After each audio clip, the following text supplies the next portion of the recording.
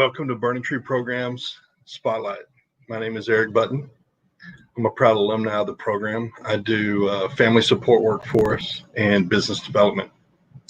Burning Tree Programs is a family-owned organization that was created in 1999 by one man's vision, David Elliott. Burning Tree Programs' initial program is Burning Tree Ranch. It's outside of Dallas and Kaufman. It is a long-term drug and alcohol treatment center for men and women who are deemed chronic relapsers. Average length of stay is anywhere from 8 to 14 months of residential stay with a year of transitions. In 2004, David Elliott expanded Burning Tree and created Burning Tree Lodge. It's in Elgin, Texas, about 20 miles east of Austin. Burning Tree Lodge was rebranded. It is now known as Renewal Lodge by Burning Tree. It is an in-network provider offering a clinically advanced mindfulness approach to the 12 steps, 30, 60-day length of stay. And earlier this year, our founder, David Elliott, hooked up with Jessica and Josh Slay and helped reopen an all-women's treatment center in Fredericksburg, Texas, called Awakenings Hill Country. Awakenings Hill Country is women helping women find a path of freedom. It's very clinically advanced with a lot of trauma tracks and different modalities to help women with women issues in substance use disorder treatment. And in Tucson, Arizona, David Elliott created a program called Burning Tree West.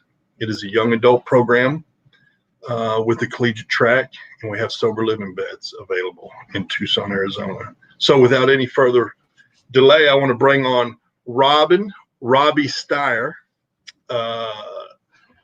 with Footprints to Recovery. I met Robi several years ago, and my coworker and our extensively advanced, or what's the word I'm looking for? I just want to brag on Patty Raymer, who's our National Business Development Representative at Burning Tree. I know that Patty, when I heard that she was bringing you on our show, I was excited to see you, Robi. So how are you? I'm great. Thank you. How are you guys? Good to see you. So you're in New Jersey. I'm in Philadelphia right now, but yeah, I'm in the South Jersey, Philadelphia region. Mm-hmm. Everything's so close there.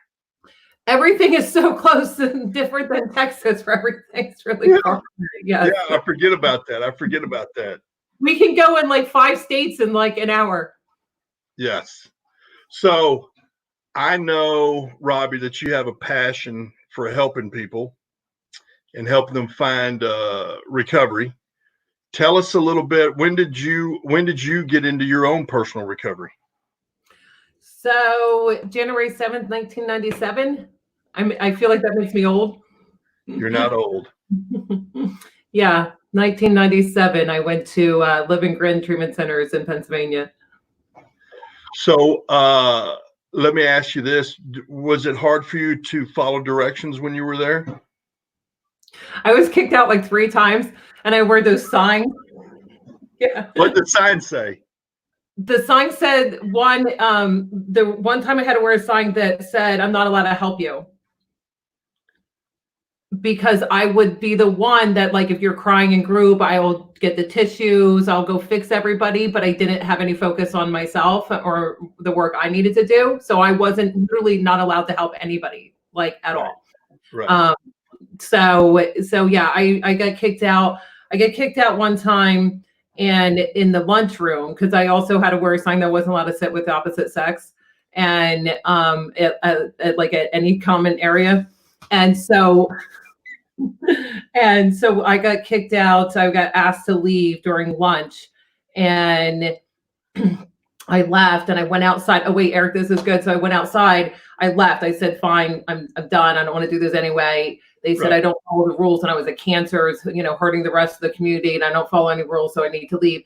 And so this is before the fancy phones and the fancy Googles and and yeah. I called 411 for treatment. Like, we didn't have the Google or anything like that. So, but I get kicked out. I go out into the parking lot. I storm out of the lunchroom. I go straight in the parking lot, and I'm like pacing around the parking lot, looking at my, like this, like waiting for my ride.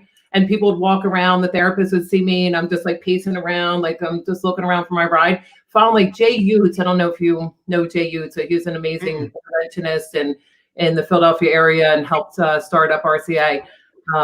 Jay Utes came out. He was my counselor at the time. 24 years ago, he came out and he was like, let's just get one thing straight. You don't have a watch. That went a long time ago. So let's stop looking at the wrist. 2, you got kicked out and you walked out and you never used the phone. There's no cell phones at this time. You would have had to stop and use the front desk phone. He said, you never use the phone. So nobody's picking you up. Like you're walking around the parking lot. You're like, you have a ride. Nobody's picking you up.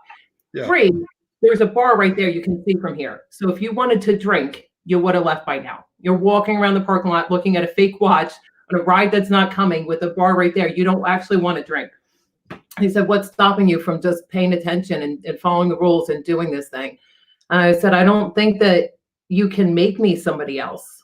Like all these people in there, they're becoming somebody new and somebody else. And I think I'm too broken. Like you can't make me somebody else. And he said, oh, we're not trying to. We're trying to take away everything that blocked you from the connection, from everything that's ever blocked you. We're just trying to take that away so that you are just who you are. I'm not trying to form you into a new person. I'm trying to take all that away to make you who you are fundamentally deep down inside.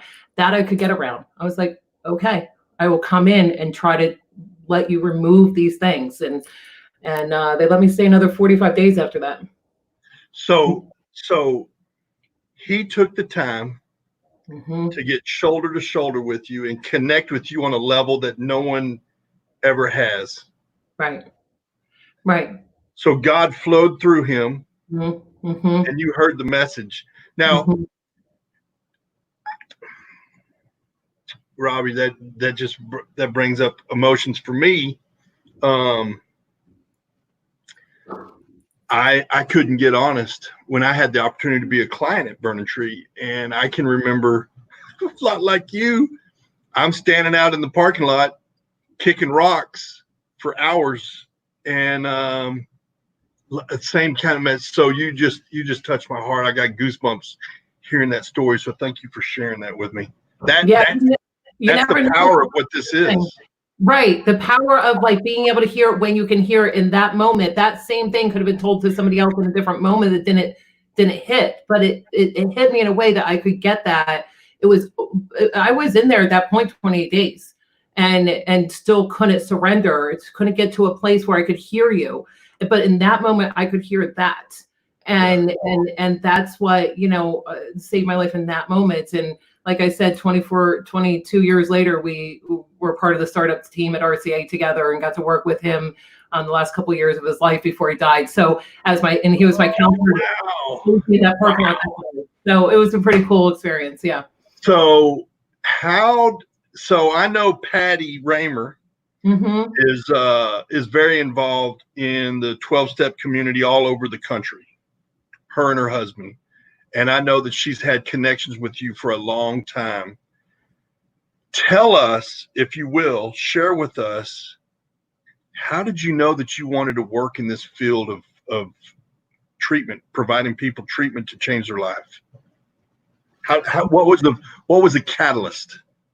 I don't know that I ever knew I wanted to do it, but Patty knew. Patty was really instrumental in that process. So I met Patty Raymer.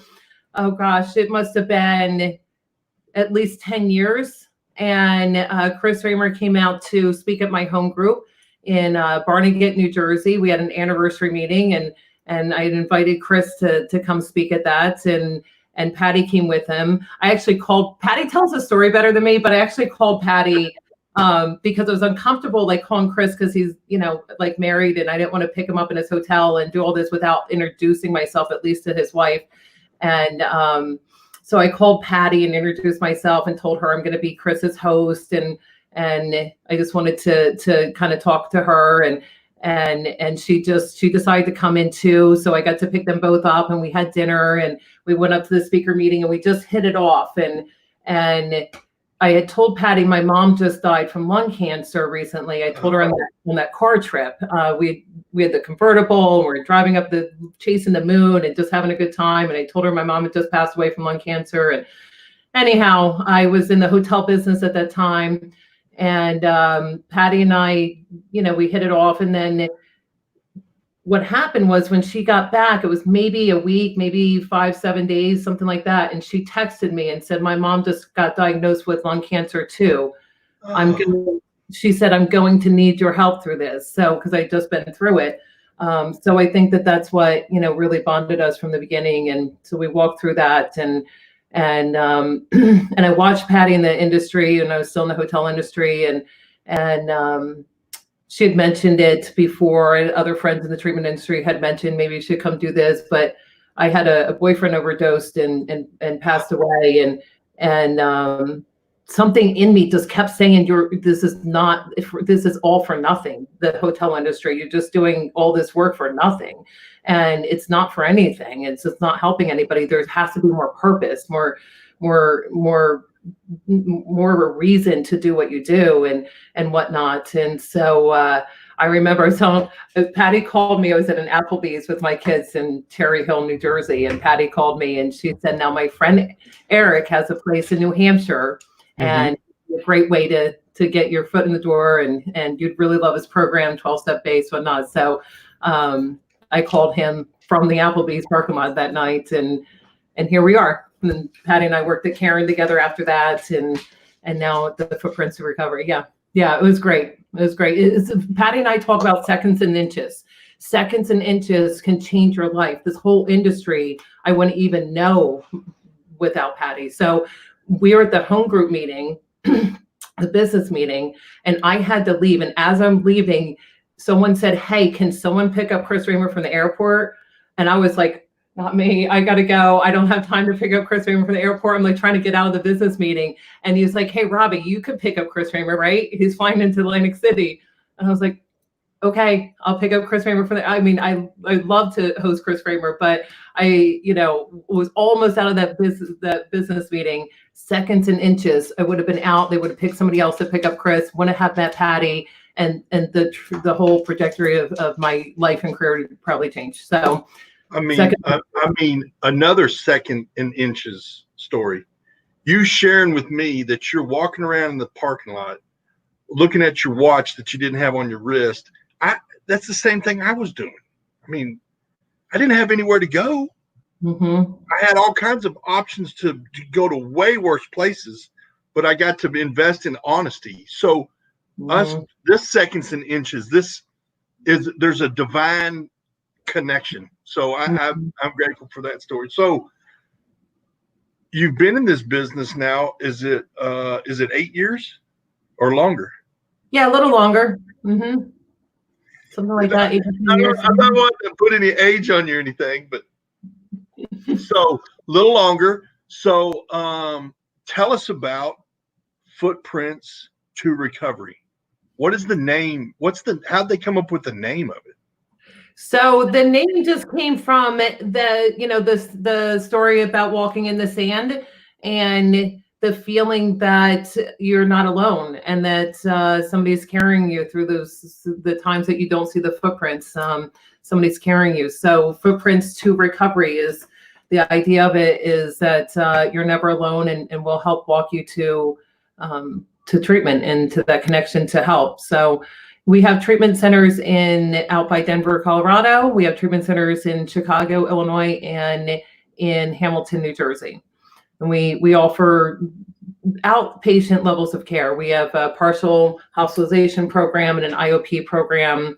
We specialize in EMDR and trauma, and we're doing some pretty exciting things in Illinois. Especially, we're about to launch a new facility with new levels of care out there, so that's exciting. Yeah, and you're instrumental with your executive team you're in the executive team creating this. Yeah, so I'm VP of New Development. So it's a really exciting job for me because I get to do what I do, which is develop new products, new services, just develop and use my passion to create and and create new programs. So we're starting with a new program in Illinois. I'm working on that right now.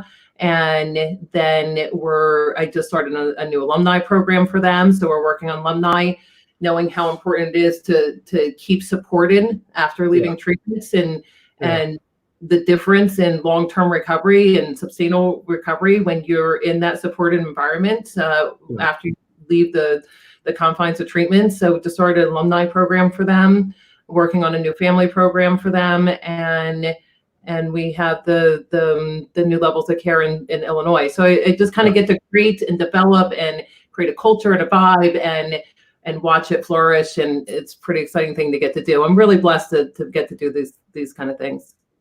Well, it was all set up with those seconds and right. I mean, it's so cool. So I know you're in recovery as well as I am. So you're in the southern New Jersey, close to Pennsylvania. How has your home group and recovery adapted up there in the Northeast? Yeah, so I mean, I think I guess I assume it's everywhere, but it's been a struggle here, and we have the Zoom meetings, and I actually feel like the Zoom meetings have been beneficial to a lot of people, especially ones that have been around for a while. That now I know I like them. I don't have to travel and be on the turnpike all day long, so I don't mind the Zoom at all. I get to stay home. But I see the newer ones struggling. We're seeing a lot of isolation, a lot of people, losing their jobs and depressed. The calls that I get for interventions and for 12-step calls seem to be more alcohol related that I've seen in 10 years. A lot of drinking at home that hasn't happened in a while. As far as back here in New York, we have a terrible opioid crisis and a fentanyl crisis in Philadelphia, but right now even the hospitals are telling me it's full of alcoholism and more drinking. Working class people that are losing their jobs and drinking more than ever, and it's a dangerous detox. So unfortunately, we're seeing a lot of that. I'm on the phone talking to people about being quarantined and at home and trying to not drink is not safe, and we need to get them help. So it's definitely taken its toll, and I think it's probably only hit the surface at this point. I think once the home ban is lifted, which back here it hasn't been lifted much at all yet, I think we're going to see a lot more people needing treatment, needing mental health services. A lot of depression and anxiety is coming out over this. So yeah, it's been rough to watch. Yeah. Well, I keep thinking back to when you just shared with me about footprints to recovery in the sand. So I got to ask, have you ever had an opportunity to go to the beach with Patty? Do they have a nice beach there in New Patty Jersey? and I might have gone to the beach a couple times together. Yes. Is it in New Jersey? We like to go to beaches outside of New Jersey. Okay. And I just keep thinking of that story that you just shared about the footprints, and that's so it definitely, it's got a true meaning, So Robi, we're very honored to have you on the show today. We're very honored to hear about footprints to recovery and your personal path, and I really enjoyed hearing and connecting with you, especially getting to visit before we did the show, and then it just opened the door for other discoveries. So whoever's on your team, they're blessed to have your leadership, and we're very honored that you could take the time to accept our invitation to be on Burning Tree Program Spotlight. And thank you, Patty, for suggesting Robi to come on. Thank you. Thank you for having me. Anything for Burning Tree. You guys are the best. So thanks for having me. Good to see you. Well, thank you. Have a great evening. Wow. I was pretty tongue-tied in the beginning, and Burning Tree programs, I'm going to reiterate, we're a family-owned organization. We have Burning Tree Ranch outside of Dallas and Kaufman. It's a long-term drug and alcohol treatment center, 8 to 14 months for men and women, chronic relapsers with a year of transitions. Renewal Lodge by Burning Tree is in Elgin, outside of Austin. It is a 30/60 in-network provider, utilizing all insurances around the United States. The clinical approach is a advanced mindfulness approach to the 12 steps. And then earlier this year, Jessica and Josh Slay teamed up with David Elliott and reopened Awakenings Hill Country, which is an all women's treatment center. Women Helping Women has a very robust trauma track. They're also an in-network provider. And then our owner, David Elliott, he found his path of freedom in Tucson, Arizona. And he created Burning Tree West, which is a young adult program about 1.5 miles east of the University of Arizona. And it helps young men and young women